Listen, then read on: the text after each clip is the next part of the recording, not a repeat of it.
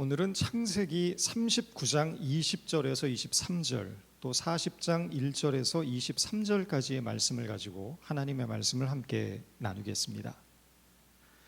뉴욕에 처음 왔을 때 가장 놀란 것은 어디를 가나 큰 나무들이 쭉쭉 뻗어 있다는 사실이었습니다. 제가 사는 복잡한 후러싱의 아파트 단지에도 예외 없이 큰 나무들이 넘쳐납니다. 그런데 문제는 조금만 바람이 불었다 싶으면 여지없이 나무들이 쓰러진다는 것입니다. 나무들이 넘어져서 집이 부서지고 자동차가 찌그러지고 때로는 전기가 나가고 사람이 죽거나 다치는 경우도 있습니다. 겉으로는 튼튼하고 멀쩡해 보이는 나무들이 속절없이 무너지는 이유가 무엇일까? 놀랍게도 그 이유는 땅이 너무 기름지기 때문입니다. 땅에 영양분이 넘쳐나다 보니 나무들이 깊이 뿌리를 내리지 않는다는 것입니다. 일반적으로는 뿌리가 깊어야 큰 나무로 자라지만 땅이 너무 기름지다 보니까 깊이 뿌리를 내리지 않아도 큰 나무로 자라날 수 있는 것입니다. 그러나 문제는 뿌리가 깊지 않기에 조금만 세차게 바람이 불고 작은 충격이 가해져도 견디지 못하고 쓰러지는 것입니다. 나무에 있어서 가장 중요한 것은 뿌리입니다. 뿌리는 겉으로는 보이지 않습니다. 그러나 뿌리는 나무의 미래를 결정합니다. 뿌리가 깊어야 쓰러지지 않는 나무가 됩니다. 나무는 큰 것이 중요한 것이 아니라 튼튼한 나무, 쓰러지지 않는 나무가 되는 것이 중요합니다. 아무리 크고 울창한 나무라고 해도 작은 바람이나 충격에 쉽게 넘어져 버린다면 오히려 해로운 것이 됩니다. 나무의 뿌리는 가물 때 자란다고 합니다.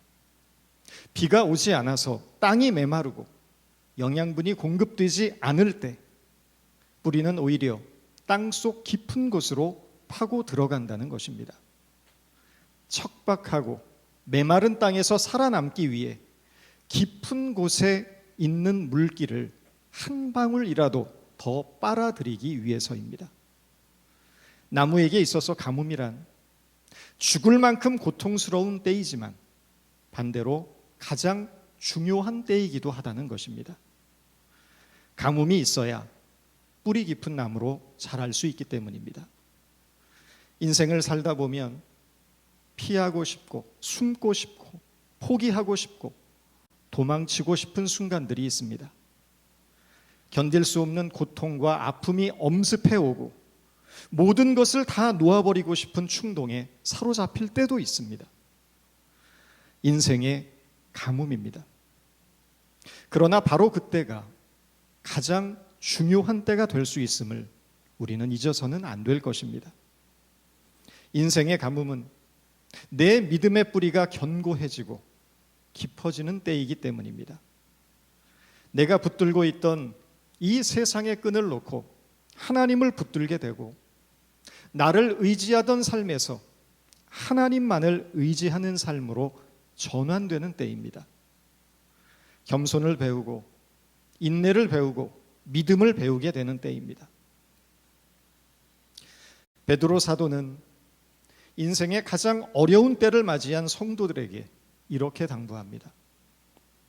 너희는 믿음을 굳게 하라.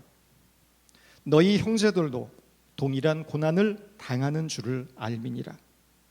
모든 은혜의 하나님 곧 그리스도 안에서 너희를 부르사 자기의 영원한 영광에 들어가게 하시니가 잠깐 고난을 받은 너희를 친히 온전케 하시며 굳게 하시며 강하게 하시며 터를 경고케 하시리라.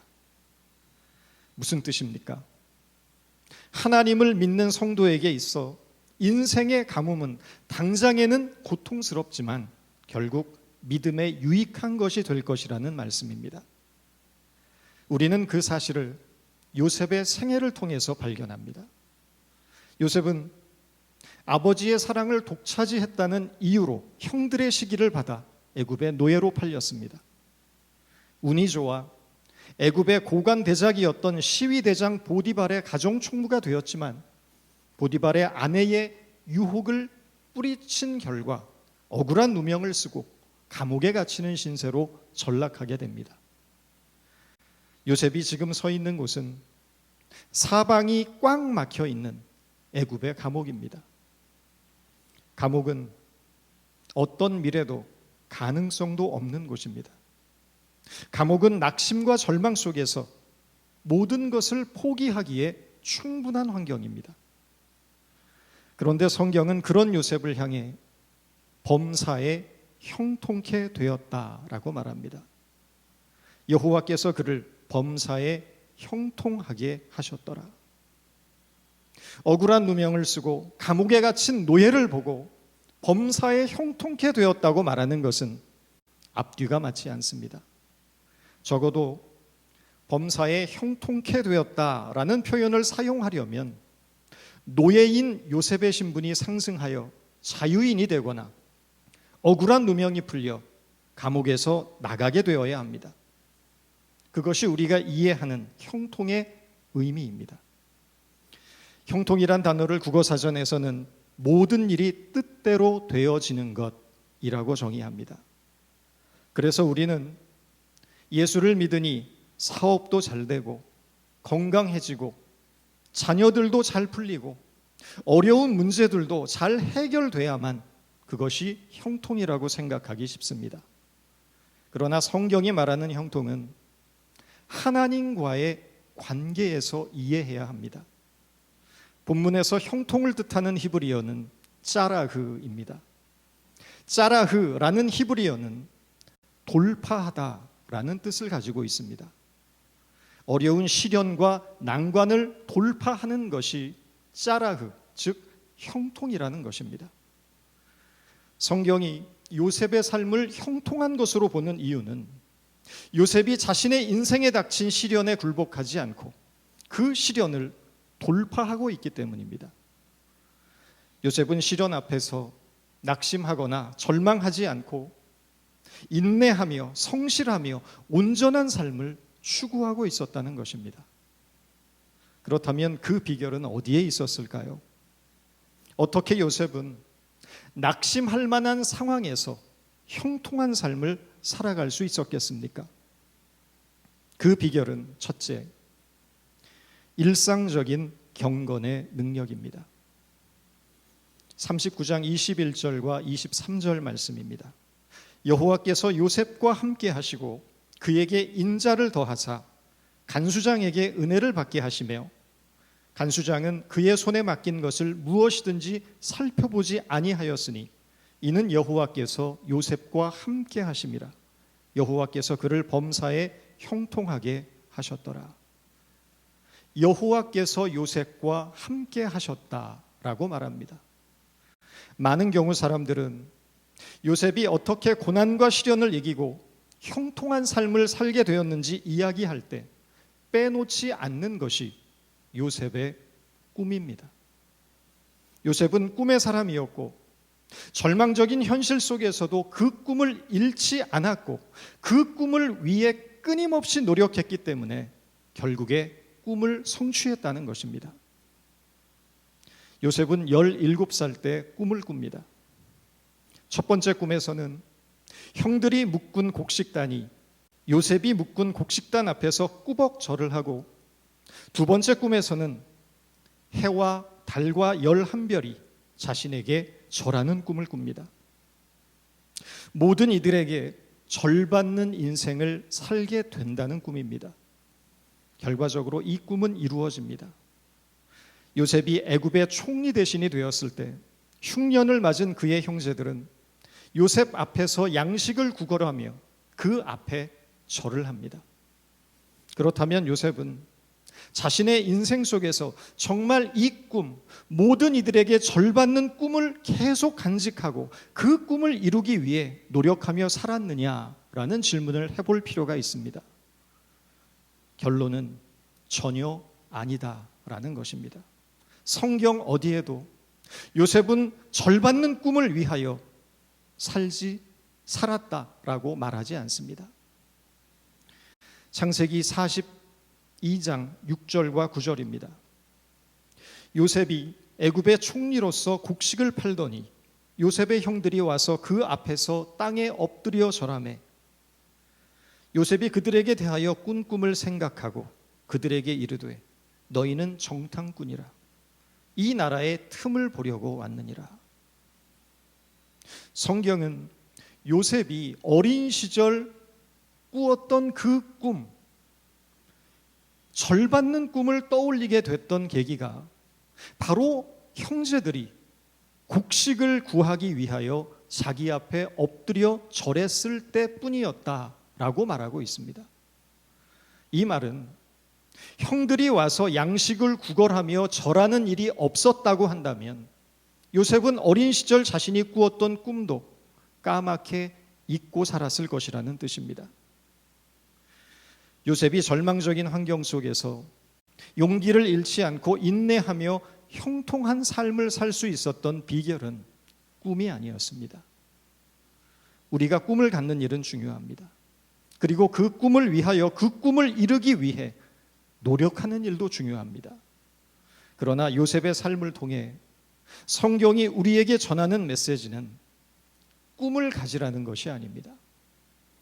우리가 인생의 낙심과 절망을 돌파하고 형통한 삶을 살아갈 수 있는 비결은 꿈이 아니라 하나님과 동행하는 일에 그 초점이 맞추어져 있다는 사실입니다. 매일 매 순간 하나님과 동행하는 일상적인 경건의 삶을 살아가는 것이 성도의 진정한 능력이 된다는 것입니다. 사람들은 꿈이 중요하다고 말합니다. 그러나 성경은 꿈보다 하나님과 동행하는 삶이 더 중요하다고 말하고 있습니다.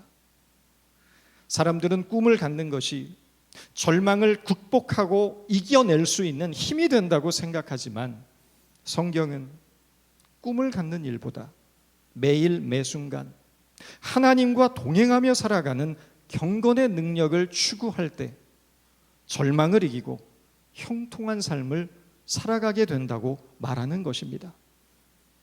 그러므로 위대하고 거창하고 화려한 꿈을 꾸려고 하기보다 오늘 나에게 주어진 일상적이고 평범한 하루하루의 삶을 하나님 앞에서 경건하게 살아가는 일에 최선을 다하는 성도들이 되어야 합니다. 경건이 빠져버린 꿈은 욕심과 집착으로 인간을 수렁으로 몰고 갈 수 있음을 잊지 말아야 합니다.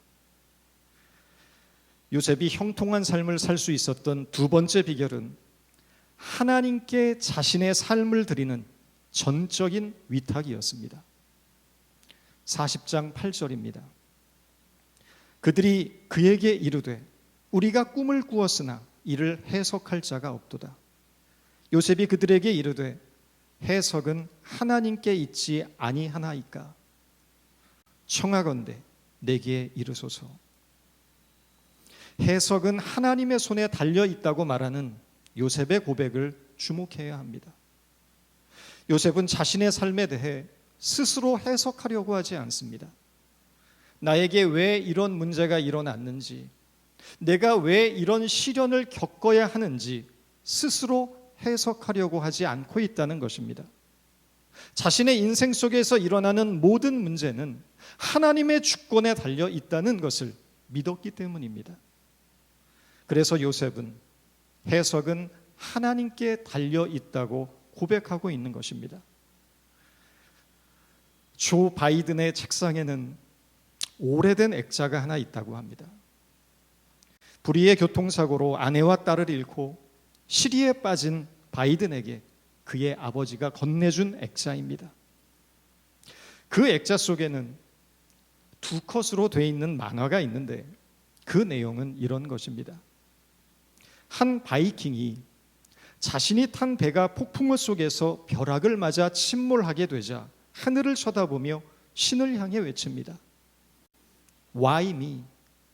왜 하필 나입니까? 그러자 신이 그에게 이렇게 되묻습니다. Why not? 왜 너는 안 되지?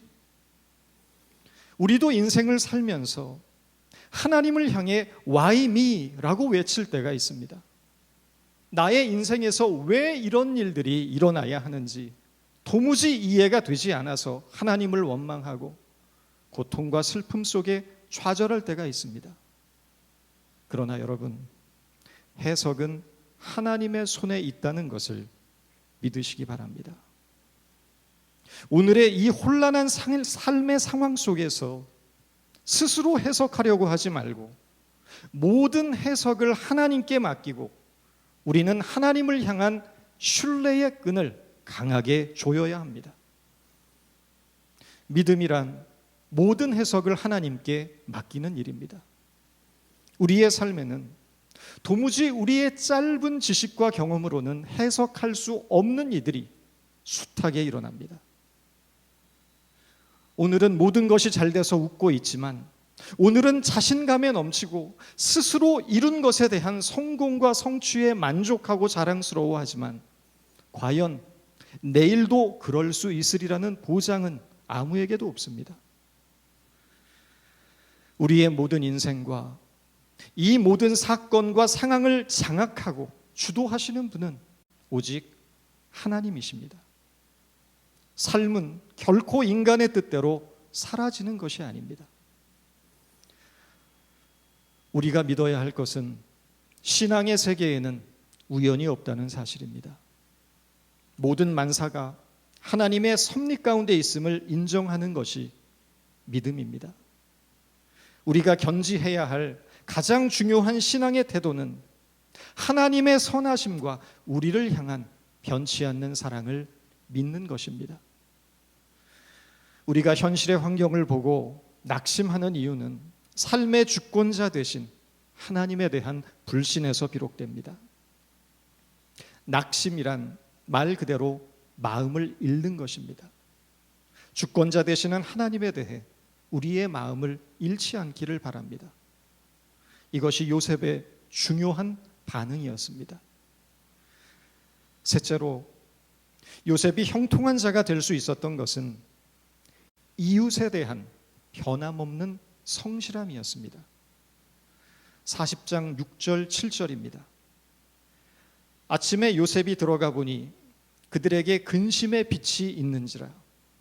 요셉이 그 주인의 집에 자기와 함께 갇힌 바로의 신하들에게 묻되 어찌하여 오늘 당신들의 얼굴에 근심의 빛이 있나이까? 지금 요셉이 있는 곳은 고통스러운 감옥이라는 현장입니다. 자기 몸 하나 추스르기 힘든 현실이었지만 요셉은 지금 옆에 있는 동료의 걱정을 하고 있다는 것입니다. 사람이 어렵고 힘들어지면 철저히 이기적으로 변합니다. 다른 사람을 돌아볼 여유가 없어집니다.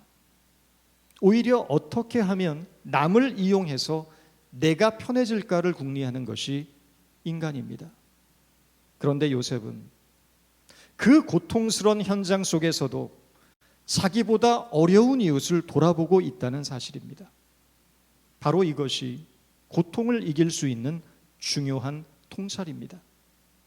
어려운 여건 속에서도 더 어려운 사람들을 돌아볼 때 자신의 문제를 이길 수 있는 내적인 힘을 얻게 된다는 것입니다. 바닥인 줄 알았더니 지하실도 있더라라는 말이 있습니다. 우리가 인생을 살면서 내가 처한 현실이 아무리 힘들게 느껴져도 조금만 주위를 둘러보면, 조금만 내려다보면 나보다 더 힘든 사람들이 너무나도 많다는 것을 깨닫게 됩니다. 비록 우리도 힘들지만 우리보다 더 힘들게 살아가는 이웃들에게 따뜻한 마음을 나눌 수 있을 때 하나님은 우리를 기뻐하시고 우리를 위로해 주실 것입니다. 우리에게 어려움을 이길 수 있는 힘을 공급해 주실 것입니다. 요셉이 감옥에서 절망을 이기고 형통한 자가 될 수 있었던 중요한 통찰은 고통 중에서도 이웃의 고통을 외면하지 않고 돌아보았다는 사실을 잊지 마시기 바랍니다. 마지막으로 요셉이 형통한 자가 될 수 있었던 이유는 하나님의 때를 참고 기다리는 인내에서 찾을 수 있습니다. 요셉은 감옥 안에서 술 맡은 관원장의 꿈을 해석하면서 이런 부탁을 합니다. 창세기 40장 14절입니다. 당신이 잘 되시거든 나를 생각하고 내게 은혜를 베풀어서 내 사정을 바로에게 아뢰어 이 집에서 나를 건져 주소서. 그러나 요셉의 꿈 해몽대로 감옥을 나가서 복직하게 된 술 맡은 간원장은 요셉을 까맣게 잊고 맙니다. 40장 23절입니다. 술 맡은 관원장이 요셉을 기억하지 못하고 그를 잊었더라. 은혜는 물에 새기고 원한은 바위에 새긴다는 말이 있습니다. 이런 말처럼 술 맡은 관원장은 자신에게 은혜를 베푼 요셉의 부탁을 까맣게 잊고 삽니다. 그러나 성경 어디에도 요셉이 그를 원망했거나 분노했다고 말하지 않습니다. 억울해했다고 말하지 않습니다. 단지 침묵을 지킵니다. 요셉은 묵묵히 참고 견디며 인내했다는 것입니다.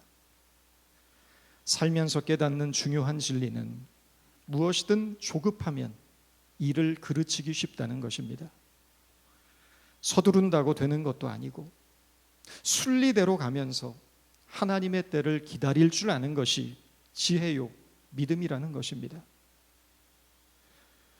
중국의 고전 중에 인경이라는 책이 있습니다. 참을 인이라는 한 글자에 담긴 의미를 100가지 교훈으로 가르치는 책입니다. 이 책의 저자는 자랑하고 싶은 마음을 참고 판단을 참고 아쉬움을 참고 모욕을 참고 좌절을 참고 말을 참고 다투려는 마음을 참고 중상이나 비방을 참고 게으르고 싶은 마음을 참으면 인생의 덕을 쌓게 된다고 말합니다. 참고 인내하지 못해서 스스로 화를 부르는 우리에게 중요한 가르침을 주고 있습니다. 믿음이 가진 가장 중요한 속성은 인내입니다. 인내한다는 것은 뜨거운 불가마에 들어가서 수건을 뒤집어 쓰고 열기를 참아내는 것처럼 아둥바둥 힘을 다해서 버티는 것이 아닙니다. 인내한다는 것의 의미는 어떤 조건, 어떤 상황 속에서도 하나님의 신실한 뜻이 있음을 믿고 하나님을 신뢰하고 하나님의 때를 기다리는 것을 말합니다. 여러분, 형통한 인생이란 하나님과의 바른 관계를 세워나가는 것에서 출발한다는 사실을 기억하시기 바랍니다. 우리의 매일매일을 경건한 삶으로 채우며 우리의 모든 삶을 전적으로 하나님께 위탁하고 어려운 이웃을 돌아보며 하나님의 때를 참고 기다리는 인내로 살아감으로 요셉처럼 형통한 자의 길을 걷는 저와 여러분 모두가 되기를 감사절 아침 주님의 이름으로 축원드립니다. 기도하겠습니다. 하나님, 지금 저희의 처지는 감옥에 갇힌 요셉과 다를 바 없고 매일매일을 암울한 상황에서 보내고 있지만 감옥에 갇힌 요셉이 범사에 형통했던 것처럼 저희도 하나님이 항상 함께 하심으로 형통한 인생을 살아가게 될 것을 믿습니다. 하나님과의 바른 관계를 세우게 하시고 매일 매 순간 경건의 능력 가운데 승리케 하시며 우리의 사소한 것 하나까지라도 주님의 손에 온전히 의탁하며 하나님의 일하심을 믿음의 인내로 기다리는 자가 되게 하여 주옵소서. 예수님의 이름으로 기도드립니다.